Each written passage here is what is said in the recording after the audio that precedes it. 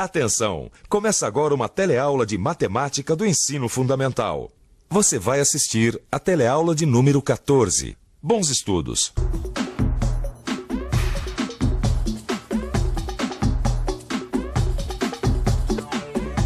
Peso, comprimento, volume, área, tempo.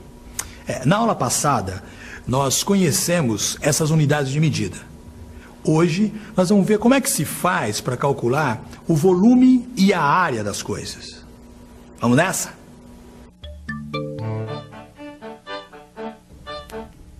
Meus filhos, eu acho que chegou a hora de cada um de vocês ter a própria casa.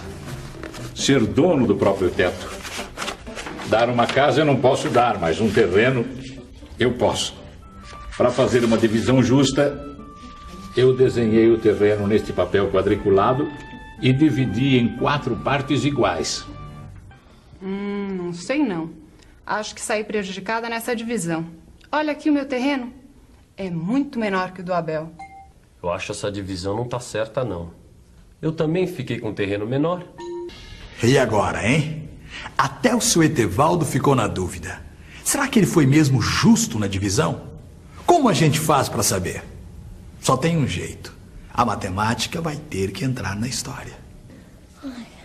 Me parece que a única maneira de tirar essa dúvida é a gente medir a área de cada terreno.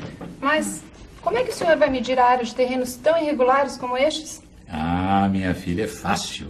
Como em toda medida, é preciso contar quantas unidades de área cabem em cada terreno. No nosso caso aqui, nós podemos considerar cada quadradinho da planta como uma unidade de área. E aí fica fácil. Olha o terreno do Abel. Ele tem 12 unidades de área. Os terrenos da Bia, do Cássio e da Diva têm a mesma coisa. É só contar os quadradinhos. O terreno da Bia tem 12 unidades de área. O do Cássio, a mesma coisa, 12 unidades. E agora o da Diva, 12. 12 também. Os terrenos de vocês têm formas diferentes, mas têm exatamente a mesma área. Tá certo, seu Etevaldo. O senhor mediu bem a área dos terrenos usando os quadradinhos. Mas será que quadradinho serve pra gente? Será que não existem outras unidades de medida de área? Medidas que a gente usa no dia a dia? Vamos pensar um pouco. Eu posso medir a área de qualquer figura geométrica. E tudo fica mais fácil se eu começar medindo a área de uma figura mais simples.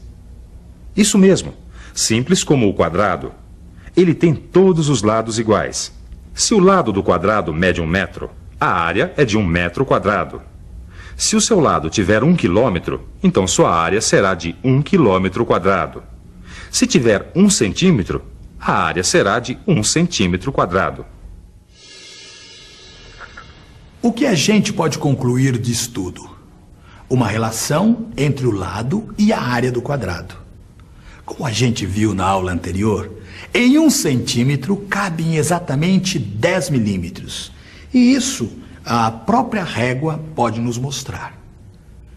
Mas e no caso da área? Quantos milímetros quadrados cabem em 1 centímetro quadrado? Observe este desenho de 1 centímetro quadrado.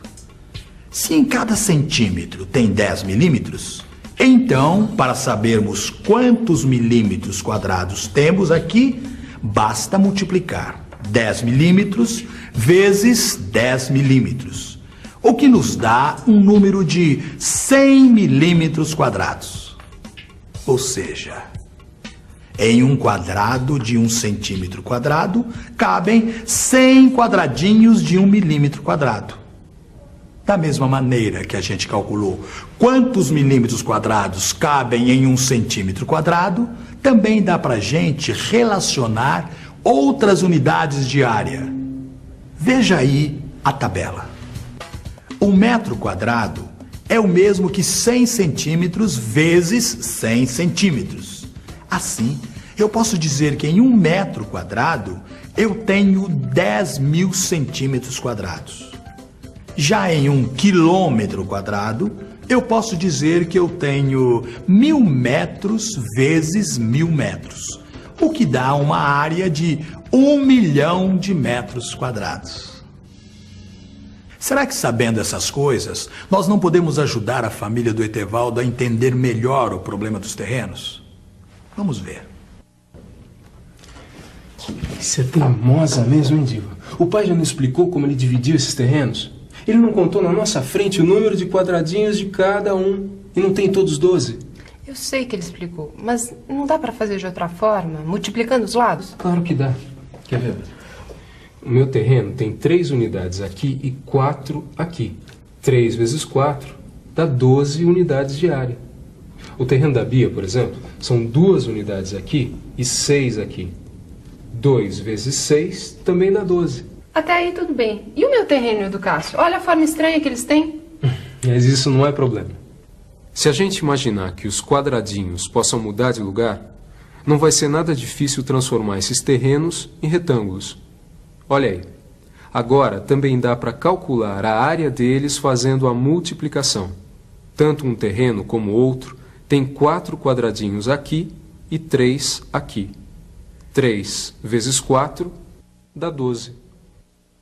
Então quer dizer que a área de um retângulo é igual ao seu comprimento vezes a sua largura. Isso. Agora você entendeu. Muitas vezes as aparências enganam, principalmente nessa história de calcular a área de alguma coisa. Vocês viram que a Diva quase acaba arrumando uma confusão com a família por causa disso. Mas não é só nesses casos que as aparências enganam, não. Para os cálculos de volume, as aparências também enganam.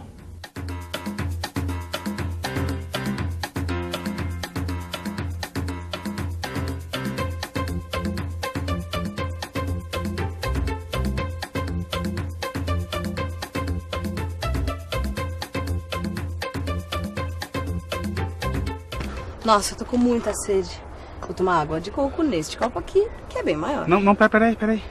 Se você está com muita sede, é isso? Sim. Então não é melhor você ficar com um copo que cabe mais água de coco?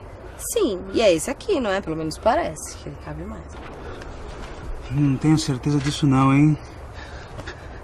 Acho que mesmo tendo formatos muito diferentes, a impressão que eu tenho é que nesses copos cabe a mesma quantidade. Você acha que mesmo esse sendo tão comprido e esse tão baixinho, boljudinho, cabe a mesma coisa? Uhum. Vamos fazer um teste? Vamos testar.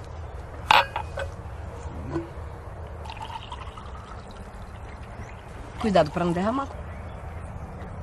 Isso tá bom para matar sua sede? Suficiente.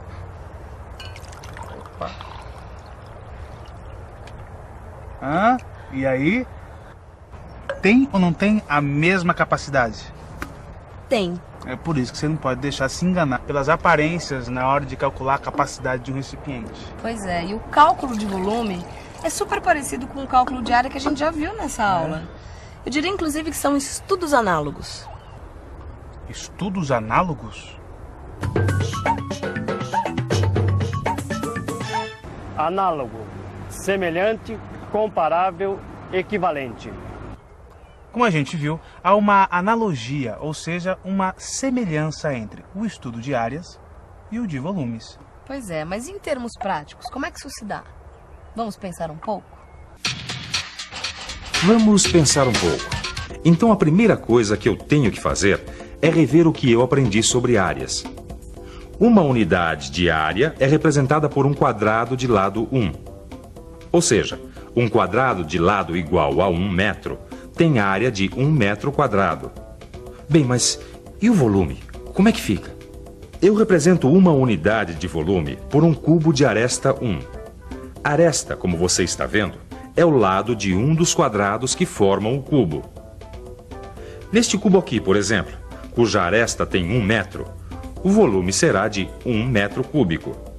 Se a aresta medir 1 quilômetro, o volume será de 1 quilômetro cúbico.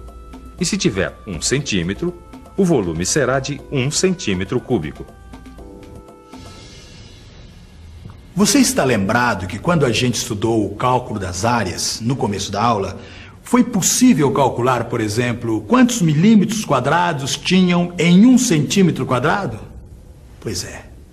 Com os volumes também dá para fazer a mesma coisa.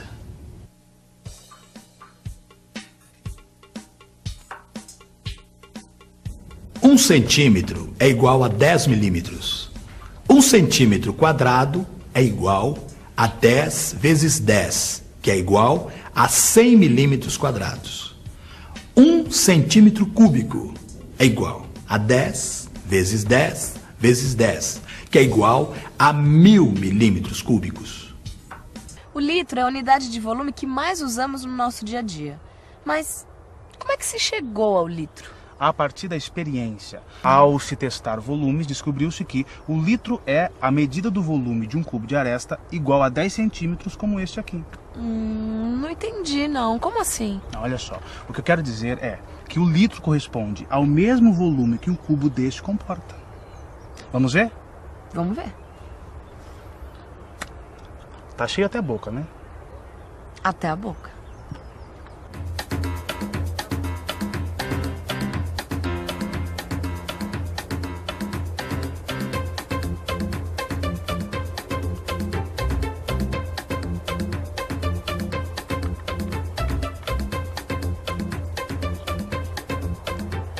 E não é que coube mesmo? Eu não falei pra você, olha só, o litro coube direitinho no cubo de aresta igual a 10 centímetros. Isso prova que o litro tem a mesma medida de volume de um cubo de aresta igual a 10 centímetros. Exatamente. Agora, vamos um pouco pra frente. Olha só, como nós vimos, há uma analogia entre o estudo do volume e o estudo de área. É verdade. Existe uma semelhança entre os estudos de volume e de área. Isso significa que o retângulo representa para o cálculo de área o que o paralelepípedo representa para o cálculo de volumes. Vamos ver um exemplo?